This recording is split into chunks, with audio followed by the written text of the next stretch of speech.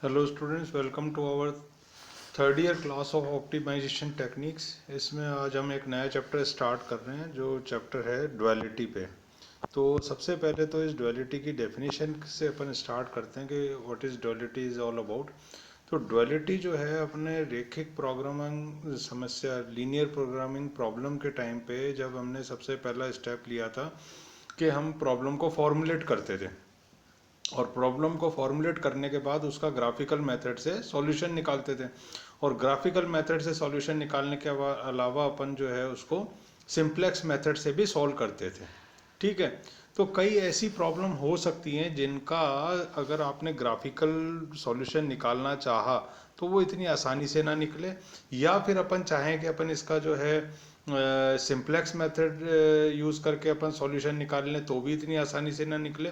तो एक दूसरी जो एक टेक्निक डिवाइस की गई जिससे प्रॉब्लम का सॉल्यूशन जो है थोड़ा और आसानी से प्राप्त किया जा सकता है। तो मतलब जो इंट्रोडक्शन है डुअलिटी का वो तो सिर्फ इतना ही है कि डुअलिटी में ऐसा कुछ अपन करते हैं, पर असल में डुअलिटी क्या है वो मैं यहाँ पे जो लिखा है उसको एक्सप्लेन करता हूँ कि प्रत्येक रैखिक प्रोग्रामन समस्या सदैव एक अन्य रैखिक प्रोग्रामन समस्या से संबंध रहती है जिसे उस समस्या की ड्यूअल प्रॉब्लम कहते हैं, और जो ओरिजिनल प्रॉब्लम होती है उसको प्राइमल प्रॉब्लम कहते हैं। तो सबसे पहले तो ये दो डेफिनेशन आप लोग याद रख के चलें। पहली तो है ड्यूअल प्रॉब्लम। तो ड्यूअल प्रॉब्लम को किस तरह डिफाइन करा है कि हर एक रैखिक प्रोग्रामन समस्या लीनियर प्रोग्रामिंग प्रॉब्लम जो होती है उससे एक और लीनियर प्रोग्रामिंग प्रॉब्लम एसोसिएटेड होती है, ठीक है, जिसको ड्यूअल प्रॉब्लम कहते हैं। और जो ओरिजिनल लीनियर प्रोग्रामिंग प्रॉब्लम थी उसको हम प्राइमल प्रॉब्लम कहते हैं। ठीक है। तो प्राइमल प्रॉब्लम जो हमने शुरू में हमने फॉर्मुलेट कर ली, एक जो है हमको वर्ड्स में जो क्वेश्चन दे रखा है उसको हमने फॉर्मुलेट करा, तो वो मैथमेटिकली फॉर्मुलेट करा उसको, तो वो प्राइमल प्रॉब्लम बन जाएगी। और इस प्राइमल प्रॉब्लम से एसोसिएटेड एक और प्रॉब्लम होती है जिसको उस प्रॉब्लम की ड्यूअल प्रॉब्लम कहते हैं। ठीक है। तो ये दो डेफिनेशन आपको याद रखनी है और समझना भी है। फिर उसके बाद एक और चीज है, यदि मूल समस्या का हल इष्टतम हल ज्ञात है तो उसकी द्वैतीय समस्या का हल सुगमता से ज्ञात किया जा सकता है। अगर हमको प्राइमल प्रॉब्लम का सॉल्यूशन पता है, ऑप्टिमल सॉल्यूशन पता है, तो हम ड्यूअल प्रॉब्लम का सॉल्यूशन आसानी से निकाल सकते हैं। और अगर ड्यूअल समस्या का हल ज्ञात है तो हम जो है क्या कर सकते हैं, प्राइमल प्रॉब्लम या मूल समस्या का हल इजीली फाइंड आउट कर सकते हैं। इसको हम कहते हैं प्रिंसिपल ऑफ डुअलिटी। यानी प्राइमल प्रॉब्लम अगर सॉल्यूशन पता है तो ड्यूअल प्रॉब्लम पे जा सकते हैं, उसका सॉल्यूशन फाइंड आउट कर सकते हैं इजीली। अगर ड्यूअल प्रॉब्लम इजीली सॉल्व हो रही है तो उसको कर लें तो प्राइमल सॉल्यूशन हम निकाल सकते हैं उसका। तो ये दोनों रेसिप्रोकेट करेंगी चीजें आपस में। ठीक है। उसके बाद द्वैत सिद्धांत का कथन कीजिए। ये वाली जो है एक क्वेश्चन आया हुआ, तो ये द्वैतता का सिद्धांत प्रिंसिपल ऑफ डुअलिटी इसको कहते हैं। फिर उसके बाद आता है द्वैती समस्या का फॉर्मुलेशन ऑफ ड्यूअल प्रॉब्लम।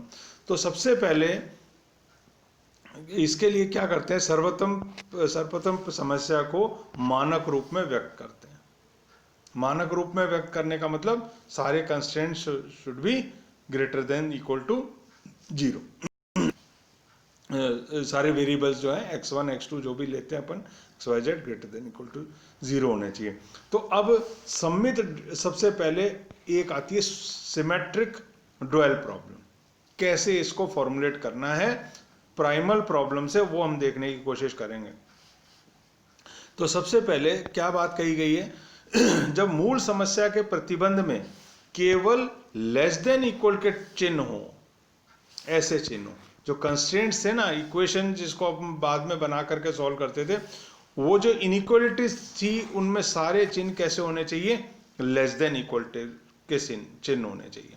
तो चिन्ह हो तब इसकी द्वैती, तब इसको द्वैती को सम्मित द्वैती समस्या कहते हैं।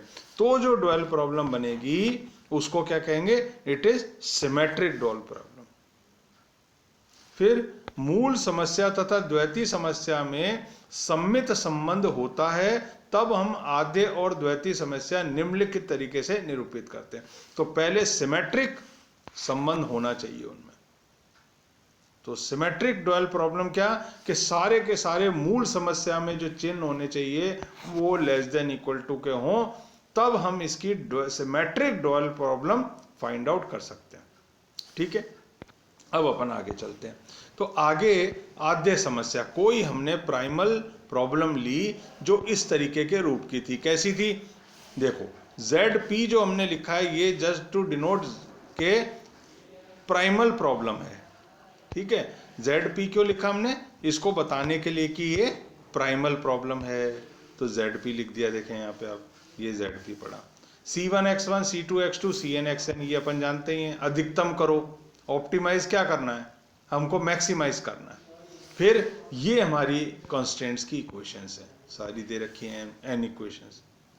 तो सारे चिन्ह आप देख रहे होंगे इसमें किस टाइप के हैं, यहाँ पर सारे चिन्ह जो है लेस देन इक्वल टू के साइन है। ठीक है, और फिर सारे ये क्या जो वेरिएबल्स हैं x1 x2 x3 so on xn तक, ये सब ग्रेटर देन इक्वल टू 0 है। तो ये हमारे पास एक प्राइमल प्रॉब्लम है, इसकी डुअल प्रॉब्लम हमको लिखनी है या फाइंड आउट करनी है।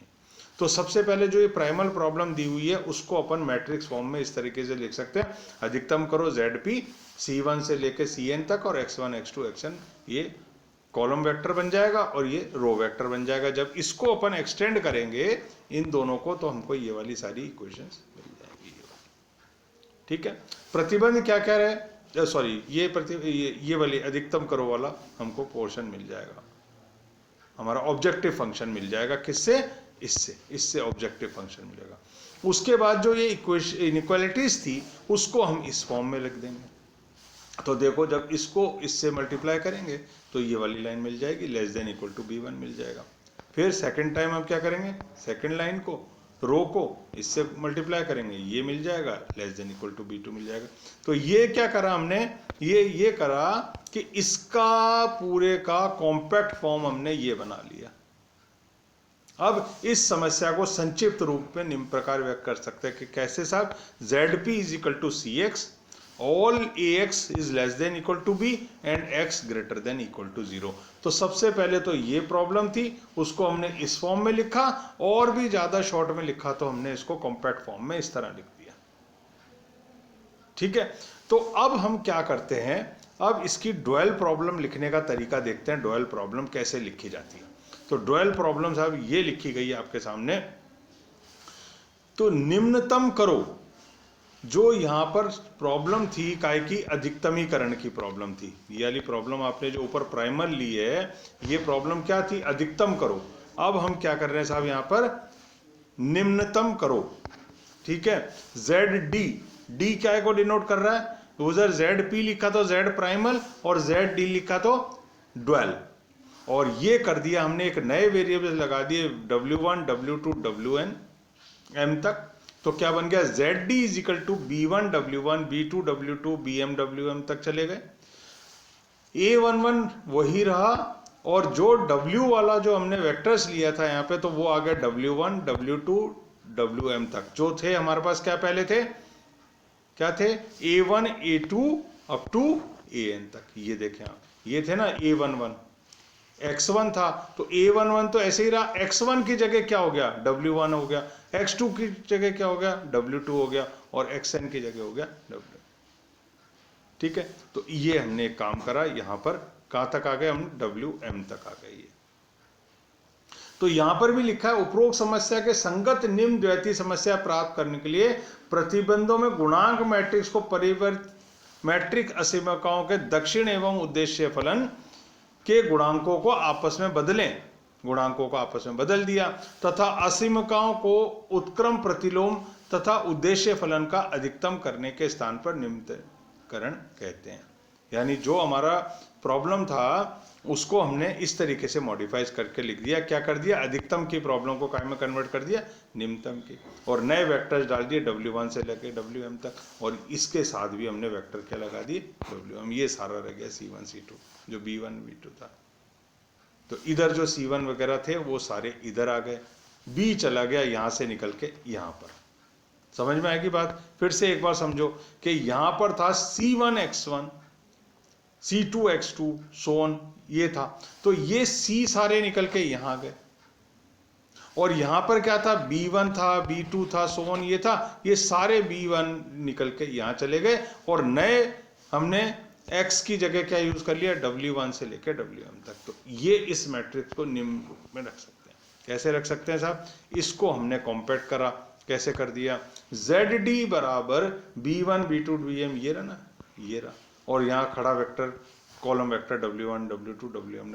जब इसको एक्सपेंड करेंगे तो क्या बन जाएगी, एली लाइन बन जाएगी। फिर हमने अगले में क्या करा, अगले में हमने प्रतिबंध ये ले लिया, वही वाले जो हमारे कोफिशिएंट्स की मैट्रिक्स थी वो थी, और W1 W2 Wm तक यहाँ लगा दिया। ग्रेटर देन इक्वल टू का साइन हमने पहले लगाया था, C1 C2 Cm।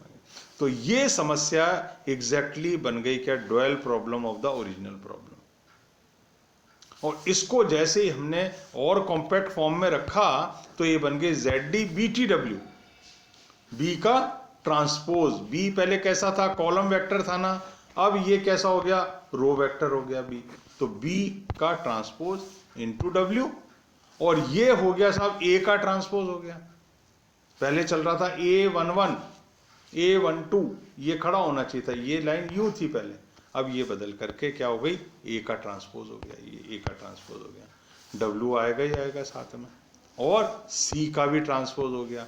पहले सी कैसा था, ये था, रो वेक्टर था, अब ये क्या बन गया, सी कॉलम वेक्टर बन गया।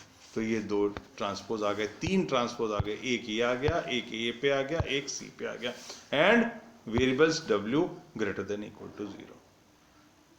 तो ये जो है ड्यूअल प्रॉब्लम बनी किसकी, इस वाली की ड्यूअल प्रॉब्लम जो बनी वो ये बनी, नीचे वाली।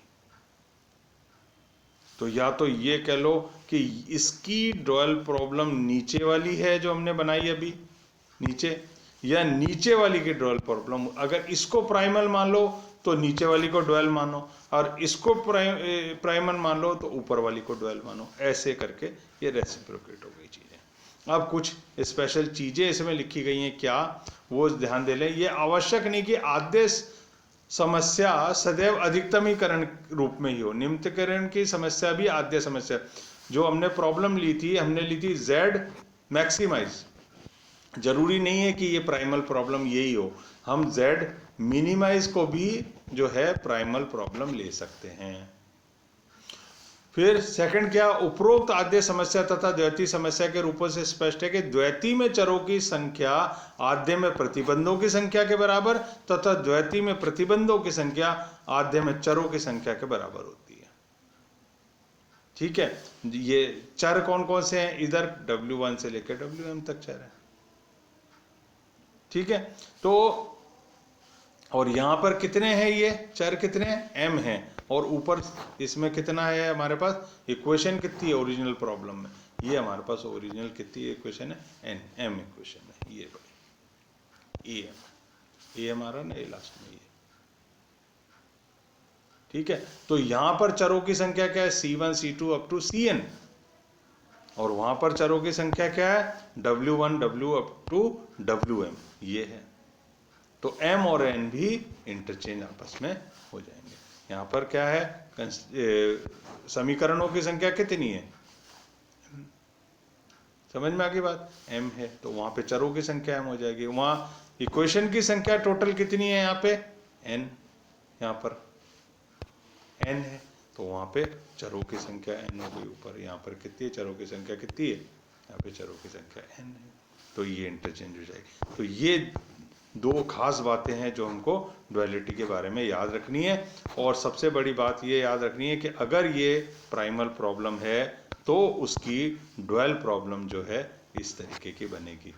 जब सारे साइन कैसे हो, हमने कंडीशन क्या ली है कि सिमेट्रिक हो, और जो प्राइमल प्रॉब्लम है उसमें सारे इनइक्वालिटीज पे लेस देन इक्वल टू के साइन होने चाहिए।